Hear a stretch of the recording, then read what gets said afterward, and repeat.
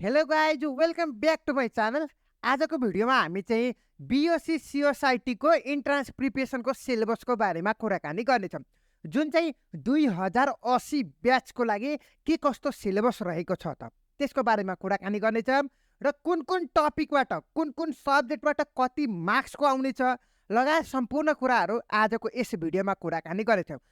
फुल syllabus कुराकानी गर्नेछौँ, जस्तै इङ्ग्लिसबाट कति मार्क्सको आउँछ, कुन कुन टपिक आउन सक्छ, त्यसको बारेमा सबै डिटेलमा चर्चा परिचर्चा गर्नेछौँ। सो यो भिडियो अन्तिमसम्म हेर्नु होला र अहिलेसम्म तपाईँहरूले चाहिँ कुनै पनि इन्ट्रान्स प्रिपरेसन जोइन गर्नुभएको छैन भने, यदि तपाईँहरूले इन्ट्रान्स प्रिपरेसन जोइन गर्दै हुनुहुन्छ भने मेरो थ्रु सरल शिक्षामा जानुभयो भने 50% डिस्काउन्ट रहेको छ।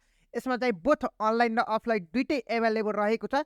सो हरियप गाइज, तपाईँहरूको चाहिँ सन्डेबाट तपाईँहरूको न्यू क्लासेसहरू रन हुँदैछ। सो मेरो थ्रुबाट जानुभयो भने 50% डिस्काउन्ट रहेको छ। सो के कस्तो रहेको छ डिस्काउन्टको लागि मलाई प्रश्न इनबक्स गर्नु होला र तपाईँहरूलाई चाहिँ अब कुनै पनि ढिला नगरिकन डाइरेक्ट इन्ट्रान्स सिलेबसको बारेमा कुराकानी गरौँ है त। ल, अब म तपाईँहरूलाई चाहिँ डाइरेक्ट सिलेबसको कुराकानी गरिहालौँ न त। यो हाम्रो टियुको वेबसाइट रहेको छ। तपाईँले सिम्पली स्क्रिनमा पनि हेर्न सक्नुहुन्छ, यहाँ पनि हेर्न सक्नुहुन्छ। तपाईँहरूको स्क्रिनमा चाहिँ www.tuist.edu.np भनेर डिस्प्ले भइरहेको होला, पक्कै पनि हेर्न सक्नुहुन्छ है त। ल, त्यसमा क्लिक गर्नुहुन्छ भने तपाईँहरूको यस्तो खालको इन्टरफेस खुल्छ है त। र डाइरेक्ट तल स्क्रोल गर्दै जानुभयो भने यहाँ चाहिँ हेर्नु त 1 देखि 60 सम्म नम्बर रहेको छ। यसमा डाइरेक्ट 15 नम्बरमा क्लिक गर्नु होला है त। 15 नम्बरमा क्लिक गरिसकेपछि तपाईँहरूको चाहिँ यहाँनिर BSc.CSIT इन्ट्रान्स एक्जामिनेसन 2079 नोटिस भनेर लेखेको छ। चिन्ता नगर्नु होला, 2080 को ब्याचको लागि पनि सेम नै रहेको छ है त। यो हाम्रो चाहिँ 2079 को ब्याचको सिलेबस रहेको छ र 2080 ब्याचको लागि पनि सेम नै सिलेबस हुनेवाला छ है त। सो यसमा के कस्तो रहेछ यसमा क्लिक गर्नु होला, हेरौँ न त के रहेछ भनेर है त। ल, हेर्नु त, तपाईँले यहाँ अलि जुम गरेर पनि देखाइदिन्छु। यसमा डाइरेक्ट यहाँ तलतिर जानुहुन्छ भने यहाँ हेर्नु त सिलेबस भनेर यहाँनिर लेखेको छ हो। हेर्नु त, म्याथमेटिक्सबाट 25 मार्क्स, फिजिक्सबाट पनि 25, केमिस्ट्रीबाट पनि 25 र ग्रुप डी जुन चाहिँ इङ्ग्लिसबाट 15 र कम्प्युटर रिलेटेडबाट तपाईँहरूको 10 मार्क्स भनेर सोधिएको छ। तपाईँहरू माथि मार्क्सको कुराकानी भयो, तल चाहिँ सब्जेक्टको नामहरू भयो र करिकुलम भनेपछि 11-12 को सिलेबसहरू भयो। हेर्न सक्नुहुन्छ, तपाईँको म्याथमेटिक्स चाहिँ पुरै 11 कै आउँछ है त। तपाईँले चाहिँ 11 मा जे पढ्नु भएको छ नि म्याथमेटिक्समा त्यो नै आउनेछ, त्यसभित्रैबाट आउँछ भन्न खोजेको छु।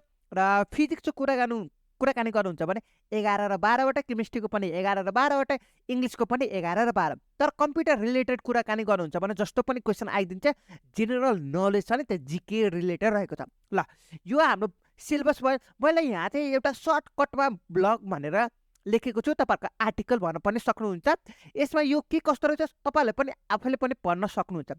यसमा मैले चाहिँ क्राइटेरियाहरू के रहेको छ इन्ट्रान्स एक्जामिनेसनको लागि, र त्यसपछि मैले यहाँ क्राइटेरियाहरूको बारेमा भयो, तपाईँहरूको कति जिपिए हुनुपर्छ इन्ट्रान्स एक्जाम दिनको लागि, तपाईँहरूको D+ प्र्याक्टिकलमा भयो भने अथवा थ्योरीमा भयो भने एक्जाम दिन पाइन्छ कि पाइँदैन लगायत सम्पूर्ण कुराहरू रहेको छ। यसमा तपाईँलाई एकचोटि यो पढ्नु होला है त। यो म तपाईँलाई लिङ्क तल डिस्क्रिप्सनमा पनि प्रोभाइड गराइदिनेछु। ल, यो हाम्रो सिलेबस रहेको छ, तपाईँले पनि हेर्न सक्नुहुन्छ। यहाँ पनि सिलेबस रहेको छ, हेर्न सक्नुहुन्छ क्लियरली वेमा। र हाम्रो पास मार्क्स चाहिँ तपाईँहरूको 35 मार्क्सको रहेको छ र तपाईँको 2 घन्टा समय मात्र रहेको छ। र मैले चाहिँ एउटा युट्युब च्यानलमा हेरेको थिएँ कि एउटा मलाई मेरो सब्सक्राइबरले भनौँ न, मेरो सब्सक्राइबरले चाहिँ एउटा युट्युब च्यानलको लिङ्क सेयर गरेको थियो। त्यसमा चाहिँ के भनेको थियो भन्दाखेरि म्याथमेटिक्स के अरे फिजिक्स र केमिस्ट्रीको चाहिँ 45 भनेर मार्क्स दिएको थियो। तर त्यस्तो होइन है, तपाईँलाई चाहिँ नझुक्किनु होला।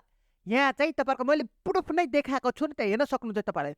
यो टियुको वेबसाइट हो, मेरो होइन। यो टियुको वेबसाइट छ, टियुको वेबसाइटमा गएर आफैले पनि हेर्न सक्नुहुन्छ। मैले विथ प्रुफ देखाएको छु है त। तपाईँलाई चाहिँ यहाँ हेर्न सक्नुहुन्छ क्लियरली वेमा।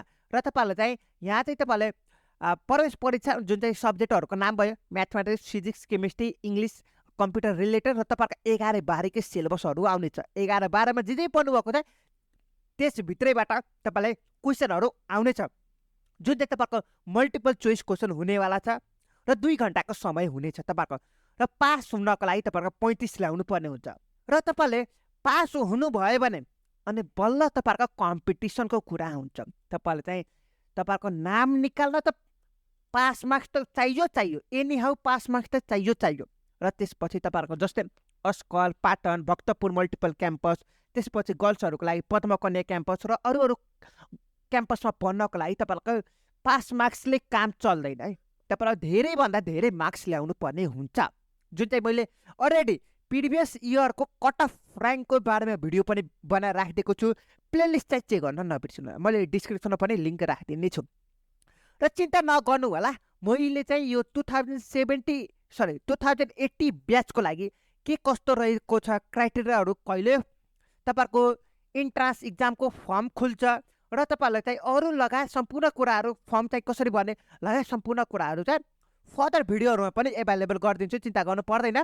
सो तपाईँले चाहिँ मेरो च्यानललाई सब्सक्राइब गर्नुभएको छैन भने च्यानललाई सब्सक्राइब गर्न नबिर्सिनु होला र यदि तपाईँलाई चाहिँ इन्ट्रान्स इक्जाम रिलेटेड क्वेसनहरू चाहिएमा यो मेरो वेबसाइटको नाम रहेको छ चिन्ता नगर्नु होला लिङ्क तल डिस्क्रिप्सनमा पनि राखिदिन्छु र तपाईँलाई डिस्प्लेमा पनि हेर्नुभएको होला पक्कै पनि है त र यहाँनिर हेर्नुहुन्छ भने तपाईँको CSIT इन्ट्रान्स इक्जाम लेखेको छ यसमा क्लिक गर्नु होला र चिन्ता नगर्नु मैले तपाईँलाई क्लिक गर्न सक्नु भएन भने ल रोक्नुहोस् यहाँ गुप्ता ट्युटोरियलको तपाईँहरूको चाहिँ लिङ्क खोल्दैछु यहाँ हेर्न सक्नुहुन्छ parvingupta.com.np जुन चाहिँ www.parvingupta.com.np वेबसाइटको नाम रहेको छ र यहाँ चाहिँ CSIT इन्ट्रान्स इक्जामको क्लिक गर्नुहुन्छ भने तपाईँहरूको CSIT इन्ट्रान्स इक्जाम रिलेटेड धेरै क्वेसनहरू पनि पाउन सक्नुहुन्छ र हेर्न सक्नुहुन्छ न्यू सिलेबस भनेर लेखेको छ नि त BSc.CSIT new syllabus model question भनेर या क्वेसनहरू पनि थुप्रै खालको क्वेसनहरू पनि एभाइलेबल गरिदिएको छु मेरो वेबसाइटमा पनि छ र भिडियोको लागि मेरो च्यानल सब्सक्राइब गर्नुभएको छैन भने च्यानललाई सब्सक्राइब गर्नु होला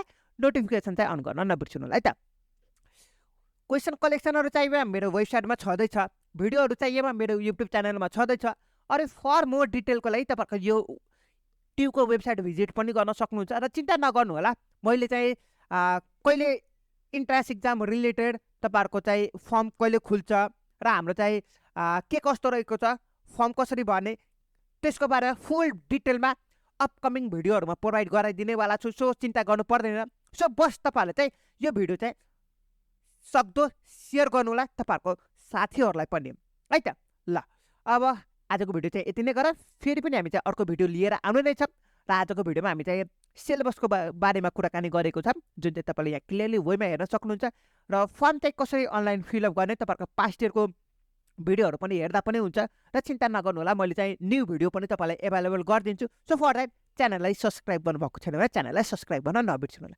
सो यति भन्दै आजको भिडियो यही समाप्त हुन्छ see you in the next video till then have a good day